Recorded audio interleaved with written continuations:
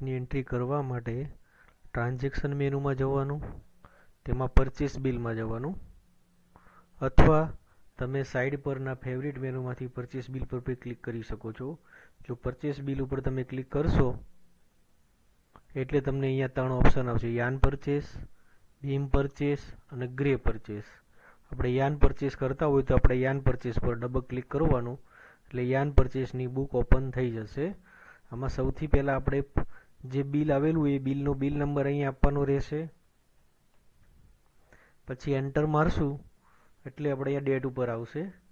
જો same date હોય તો બદલવાની જરૂર નથી. જો જૂની તારીખ હોય અને સેમ મહિનો અને સેમ વર્ષ હોય તો મારે ખાલી ડેટના 2 ડિજિટ આપવાના, અને એન્ટર મારીશ એટલે મારે પૂરી ડેટ ઓટોમેટિક આવી જશે. મારે સ્લેશ આપવાની જરૂર નથી. અને એક સેક્શનમાંથી બીજા સેક્શનમાં જવા માટે મારે હંમેશા કીબોર્ડથી જ જવાનું રહેશે. હવે અહીંયા પાર્ટીનું નામ લખવાનું તમારે, કે ભાઈ સમજી લો કે ભાઈ તમે ટાઈપ કરશો 2 અક્ષર એટલે ઓટોમેટિક તમે પાર્ટી બનાવેલી હશે તો આવી જશે, અથવા નવી પાર્ટી હશે તો તમે એકવાર અહીંયા ફર્સ્ટ ટાઈમ તમારે લખવું પડશે.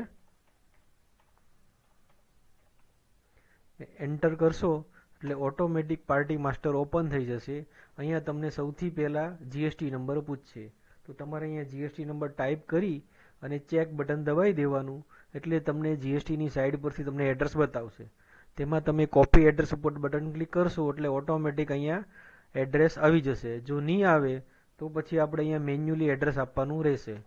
એડ્રેસ, એનો એરિયા, સિટી, સ્ટેટ, પિનકોડ એ આપી અને એનો મોબાઈલ નંબર અહીંયા આપવાનો રહેશે. એ આપી અને આપણે સેવ બટન ક્લિક કરશું એટલે પાછા રિટર્ન યાન પરચેસના એન્ટ્રીમાં આવી જશું. અહીંયા એન્ટર કરશું. આ ક્વોલિટી નેમમાં આપણે ક્વોલિટીનું નામ આપવાનું. સેમ એકાઉન્ટ માસ્ટરની જેમ આપણે લખશું તો ઓટોમેટિક ક્વોલિટીનું નામ આવી જશે. જો નવી ક્વોલિટી હોય તો આપણે એકવાર ફર્સ્ટ ટાઈમ ટાઈપ કરવાનું રહેશે.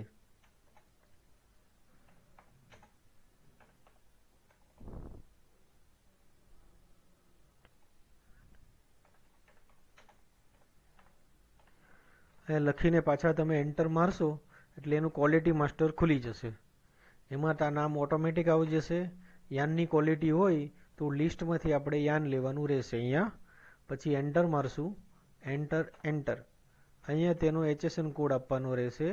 એનો જીએસટી જે બી જીએસટી લાગતો હોય તે અહીંયા આપવાનો રહેશે.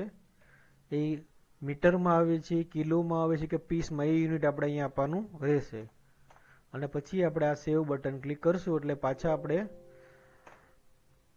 મેઇન સેક્શનમાં યાન પરચેસવાળા સેક્શનમાં આવી જશું. જો કાર્ટૂન આપણે ફરજિયાત નથી, જો દર્શાવવું હોય તો આપણે દર્શાવી શકીએ. કોપ્સ કે કોન તમારે આવતા હોય એને દર્શાવવું હોય તો અહીંયા લખી શકો તમે. અહીંયા તમારે વજન આપી દેવાનું છે. યાનનું જે બી બિલમાં વજન આવેલું હોય તે, અને જીએસટી વગરનો બેઝિક રેટ આવેલો હોય તે તમારે અહીંયા આપવાનો રહેશે. એટલે તમે વજન અને રેટ આપશો એટલે બેઝિક રેટ આપણા બિલ પ્રમાણે અહીંયા મેચ થઈ જશે તમારું. પછી તમારે અહીંયા એન્ટર મારવાનું છે. પાછું એન્ટર મારશું. જો બીજી ક્વોલિટી નહીં, પાછું એન્ટર મારશો એટલે પીઓ નંબર પર આવી જશો. અને પછી એન્ટર પાછું મારશો એટલે ડ્યુ ડેઝમાં કેટલા દિવસની ક્રેડિટ આપી છે આપણને એ દિવસ આપણે અહીંયા લખવાના રહેશે. પછી એન્ટર કરશો એટલે બિલ તારીખથી ઓટોમેટિક તમારી ડ્યુ ડેટ અહીંયા આવી જશે. સેલ ટાઈપમાં આપણે કંઈ આપવાનું નથી. બ્રોકર હોય તો આપવાનું, ટ્રાન્સપોર્ટરમાં આવેલું હોય તો ટ્રાન્સપોર્ટનું નામ બી આપણે દર્શાવવું હોય તો દર્શાવી શકીએ. આપણે એન્ટર જ આપવાનું છે. પછી ફ્રેટ એટલે ભાડું. ફ્રેટ તમારે જો ટકાવારીમાં આપ્યું તો અહીંયા લખી દેવાનું, અને ડાયરેક્ટ એમાઉન્ટ લખવી તો અહીંયા આપી દેવાની. અહીંયા તમારે એની એમાઉન્ટ લખી દેવાની, તમારે કેટલું ભાડું લાગ્યું. ડિસ્કાઉન્ટ હોય તો ડિસ્કાઉન્ટ આપી દેવાનું. TDS કાપવાનો હોય તો અહીંયા લખી દેવાનો, અને જીએસટી બી ઓટોમેટિક અહીંયા આવી જશે. પછી એન્ટર મારશો તો અહીં રીમાર્ક પર આવશો. રીમાર્ક આપવી હોય તો આપણે લખી શકવી. પછી એન્ટર મારશું એટલે સેવ પર આવીને પૂછે તમને સેવ પ્રોસેસ કમ્પ્લીટ. આ તમારું યાનનું પરચેસનું બિલ બની ગયું. પછી તમારે એ જોવું હોય તો એડિટ કરો એટલે તમને અહીંયા લિસ્ટ બી બતાવશે. તમારે સર્ચિંગ કરવું તો ઉપરના બોક્સમાં નામ લખીને સર્ચ બી કરી શકો, કે બિલ નંબર વાઇઝ મારે સર્ચ કરીને એન્ટર મારીશ તો મને અહીંયા બતાવશે. અથવા તમારે લિસ્ટમાં ડબલ ક્લિક કરશો એટલે પાછું બનાવેલું બિલ તમારે આ સ્ક્રીન ઉપર ડિસ્પ્લે થઈ જશે.